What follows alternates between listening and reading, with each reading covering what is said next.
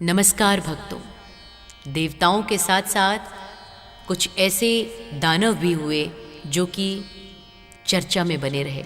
उन्हीं में से एक हैं रावण, जो कि पैदा तो हुए ब्राह्मण कुल में पैदा हुए, लेकिन राक्षसों वाली वृत्ति थी, इसीलिए उनका जन्म ब्राह्मण राक्षस कुल में माना जाता है। त्रेता युग में जन्मा रावण एक ऐसा दुष्ट राक्षस था जो भगवान शिव का भी अनन्य भक्त था। उसका जन्म ब्राह्मण राक्षस कुल में हुआ था, लेकिन उसके अंदर राक्षस प्रवृत्ति के गुण ज्यादा थे। ब्राह्मण होने के कारण उसे समस्त वेदों व शास्त्रों का अच्छे से ज्ञान था, लेकिन उसके कर्म राक्षसों के समान थे। रावण ने अपने जीवन में कई वरदान व सम्मान प्राप्त किए थे, लेकिन उसकी सबसे बड़ी भूल माता लक्ष्मी के अवतार माता सीता का हरण करना था, जिसने रावण समेत उसके कुल का समूल विनाश कर दिया। आज हम आपको रावण के जन्म से लेकर उसके वध तक की संपूर्ण कथा का श्रवण कराने जा रहे हैं, उसकी जानकारी देने जा रहे हैं। भक्तों, सप्त ऋषियों व 10 मुख्य प्रजापतियों में से एक महर्षि पुलस्त्य के पुत्र महान ऋषि विश्रवा हुए। दूसरी ओर राक्षस कुल में सुमाली के 10 पुत्रों व 4 पुत्रियों में से एक कैकसी थी। सुमाली अपनी राक्षसी पुत्री कैकसी का विवाह उच्च कोटि के पुरुष से करवाना चाहते थे, लेकिन उन्हें पृथ्वी पर ऐसा कोई योग्य महान राजा दिखाई नहीं दिया। अंत में कैकसी ने महान ऋषि विश्रवा को अपने पति रूप में चुन लिया। ऋषि विश्रवा का पहले से ही एक पुत्र था, जिसे धन का देवता कुबेर के नाम से जाना जाता है। कैकसी से उनके विवाह के पश्चात उन्हें पुत्र रूप में रावण की प्राप्ति हुई। आइए आपको सबसे पहले रावण के अन्य नामों से परिचित कराते हैं। दशानन, दशग्रीव, दशाकंथा, 10 सिर होने के कारण लंकेश के, दशानन के, रावण के ये नाम पड़े। लंकापति, लंकेश, लंकेश्वर, लंका का राजा होने के कारण उनका नाम पड़ा। भक्तों, आइए जानते हैं रावण के परिवार के बारे में। रावण के अलावा महर्षि विश्रवा व कैकसी के कई अन्य पुत्र पुत्रियां और भी हुए। रावण के 7 भाई व 2 बहनें थीं, जिनके नाम हैं कुबेर, अहिरावण, महिरावण, कुंभकर्ण, मेघनाद, खर, दूषण, सहस्र रावण, शूर्पणखा और कुंभिनी। इन सभी भाई बहनों में कुबेर सबसे बड़े व धार्मिक प्रवृत्ति के प्राणी थे, क्योंकि उनके माता पिता दोनों ही ब्राह्मण थे। विभीषण राक्षस पुत्र होने के बाद भी भगवान विष्णु का भक्त था। अन्य सभी राक्षसी प्रवृत्ति के गुण कूट कूट कर अपने अंदर समाये हुए थे। रावण की 3 पत्नियां थीं, जिनमें मुख्य मंदोदरी, अन्य 2 में एक का नाम धन्यमालिनी था तथा तीसरी का नाम कहीं लिखित नहीं है। इन 3 पत्नियों से रावण को 6 पुत्र प्राप्त हुए, जिनके नाम हैं मेघनाद, अक्षय कुमार, अतिकाय, नारंतक, देवांतक और त्रिशिरा। पहले लंका का राजा कुबेर था, जिसके पास पुष्पक विमान भी था। कुबेर को पुष्पक विमान देवशिल्पी विश्वकर्मा जी ने बनाकर दिया था। पर जब रावण बड़ा हो गया, तब उसने अपनी शक्ति के प्रभाव से कुबेर से लंका छीन ली तथा स्वयं लंका का स्वामी बन गया। रावण के भय से कुबेर लंका छोड़कर चले गए। अब रावण का लंका पर एक छत्र राज था। उसके भाई व पुत्र शासन संभालने में उसकी सहायता करते थे। अपने 2 भाइयों खर व दूषण को उसने समुद्र के उस पार दंडकारण्य के वनों में छावनी बनाने का आदेश दिया था। रावण ने अपने 2 भाइयों कुंभकर्ण व विभीषण के साथ मिलकर हजारों वर्षों तक भगवान ब्रह्मा की कठोर तपस्या की थी। इससे रावण को कई वरदान प्राप्त हुए।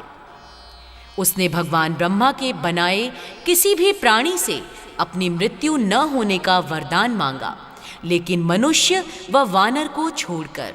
कहते हैं ना कि बल के मद में अक्सर इंसान चूर हो ही जाता है। रावण के साथ भी कुछ ऐसा ही था। रावण मनुष्य व वानर को तुच्छ समझता था, इसलिए उसने अपने वरदान में इन दोनों को नहीं मांगा। इसके साथ ही रावण ने अपनी नाभि में अमृत भी पा लिया, जो उसे कभी मरने ही नहीं देता था। यदि किसी कारणवश रावण का वध हो भी जाता था, तो भी उसकी नाभि का अमृत उसे पुनः जीवित कर देता। रावण भगवान शिव का अनन्य भक्त था। उसने भगवान शिव को प्रसन्न करने के लिए बहुत से प्रयास किए। एक बार उसने अपने हाथ से कैलाश पर्वत को उठाने का प्रयास किया। तब भगवान शिव ने अपने पैर के भार से रावण का हाथ कैलाश पर्वत के नीचे दबा दिया। अपने हाथ के दबने के कारण भी रावण शिव की भक्ति करता रहा। रावण को वीणा बजाने में बहुत रुचि थी। वह भगवान शिव के तांडव की धुन को अपनी वीणा पर बजाकर उन्हें सुनाया करता था। इससे प्रसन्न होकर महादेव ने रावण को एक शक्तिशाली खड्ग व लिंग उपहार में दिया था। इन दो वरदानों को पाने के पश्चात रावण की शक्तियां अत्यधिक बढ़ गई। इसके साथ ही उसकी तीनों लोकों को जीतने की महत्वाकांक्षा भी बढ़ती चली गई। उसने पाताल लोक को जीतने के लिए अपनी बहन शूर्पणखा के पति विद्युज्जिह्व को मार डाला। इसके बाद शूर्पणखा ने मन ही मन में रावण के सर्वनाश की प्रतिज्ञा कर ली। रावण ने पाताल लोक पर अधिकार कर वहां का राजा अपने भाई अहिरावण को बना दिया। पृथ्वीलोक के कई राजाओं को भी उसने परास्त कर दिया। उसके पुत्र मेघनाद ने देवराज इंद्र को परास्त कर बंदी बना लिया तथा उसका वध करने वाला था। तब भगवान ब्रह्मा ने आकर इंद्र के प्राणों की रक्षा की। भक्तों, सभी ग्रह व नक्षत्र रावण के नाम से भय खाते थे। उसने अपनी ही पुत्रवधू रंभा के साथ दुराचार किया था, जिस कारण उसे अपने भतीजे नल कुबेर से श्राप मिला कि वह किसी भी पराई स्त्री को उसकी इच्छा के विरुद्ध दुष्कर्म करने का प्रयास करेगा तो वह जलकर भस्म हो जाएगा। यही कारण था कि रावण ने सीता मैया को छुआ तक नहीं। रावण अपने राज सिंहासन पर अपने पैरों के नीचे शनिदेव को रखता था तथा उसके महल में सभी नवग्रह नक्षत्र इत्यादि दास रूप में रहते थे। अपने इसी विश्व विजयी अभियान के कारण रावण का अहंकार 7वें आसमान तक पहुंच गया था। ऐसा नहीं है कि रावण ने जितने भी युद्ध किए उसमें हमेशा उसकी जीत ही हुई। उसे कई बार पराजय का मुख भी देखना पड़ा था, जैसे कि पाताल लोक में राजा सहस्रबाहु में उसकी हार होना, किष्किंधा नरेश बाली के द्वारा उसकी पराजय, वो 6 महीने तक अपमानित होता रहा। बाली ने उसे अपनी बाहों के नीचे दबाकर 6 महीने तक रखा था। रावण के जीवन में जो सबसे बड़ी भूल थी वह यह थी कि मां लक्ष्मी के रूप मां सीता का अपहरण। एक दिन रावण अपने राजमहल में बैठा था कि तभी उसकी बहन शूर्पणखा रोती हुई वहां आई। उसकी नाक व एक कान कटा हुआ था। शूर्पणखा ने भरी सभा में बताया कि अयोध्या के राजकुमार श्री राम के छोटे भाई लक्ष्मण ने उसका यह हाल कर दिया। इसके साथ ही श्री राम ने उनके 2 भाइयों खर व दूषण का भी वध कर दिया है। शूर्पणखा ने भरी सभा में सीता के रूपों व गुणों का वर्णन किया तथा उन्हें रावण के लिए उपयुक्त स्त्री बताया। उसने सीता को विश्व की सबसे सुंदर स्त्री बताया। रावण सीता का ऐसा वर्णन सुनकर मनमोहित हो गया तथा उन्हें पाने के लिए बेचैन हो उठा। उसने अपने मामा मारीच की सहायता से माता सीता का पंचवटी से अपहरण करा लिया। इसके लिए उसने छल का आश्रय लिया तथा छुपके से माता सीता को लंका ले आया। वहां लाकर उसने माता सीता को स्वयं से विवाह करने के लिए बहुत तरीकों से मनाया, लेकिन वे नहीं मानी। रावण जानता था कि यदि वह सीता जी के साथ उनकी आज्ञा के बिना कुछ भी करेगा तो अपने भतीजे से मिले श्राप के फलस्वरूप जलकर भस्म हो जाएगा।